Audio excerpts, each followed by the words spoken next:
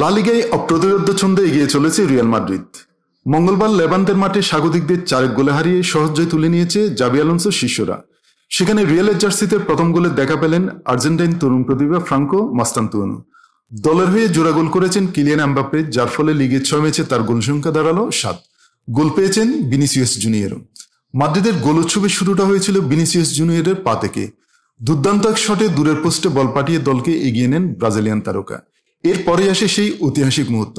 ভিনিসিয়াসের পাশ থেকে জোরালো শটে জালের ঠিকানা খুঁজে নেন মাস্তান্তুয়ানো।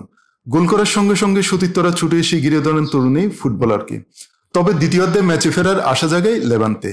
রোমেরোর ক্রসে ডিফ্লেকশন পেয়ে কাছ থেকে হেডে গোল করেন কার্ল একটা ইয়াং। মৌসুমের 4র্থ গোল তার, কিন্তু সে আসা মুহূর্তেই গুড়িয়ে দেন এমবাপ্পে। পেনাল্টি এড়িয়ে আনাই এল গেজাবেল অপ্রয়োজনে ফাউল করলে এমবাপ্পে ঠান্ডা মাথায় মাঝখান দিয়ে বল পাঠিয়ে 3য় গোল করেন। কিছুক্ষণ পর আর্দা গুলারের পাশে গোলরক্ষক রায়ানকে কাটিয়ে খালি জালে জোড়া গোল পূর্ণ করেন ফরাসি তারকা।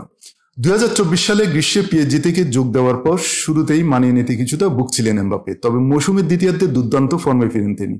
সেই ধারাবাহিকতায় এবার নতুন মৌসুমেও বজায় রেখেছেন। সব প্রতিযোগিতা মিলিয়ে 7 ম্যাচে তার গোল এখন 9। অন্যদিকে দ্বিতীয় স্থানে থাকা বার্সেলোনা বৃহস্পতিবার রিয়াল ওভিয়েদোর মাঠে খেলতে নামবে। স্প্যানিশ চ্যাম্পিয়নরা আপাতত মাদ্রিদের চেয়ে 5 পয়েন্ট পিছিয়ে।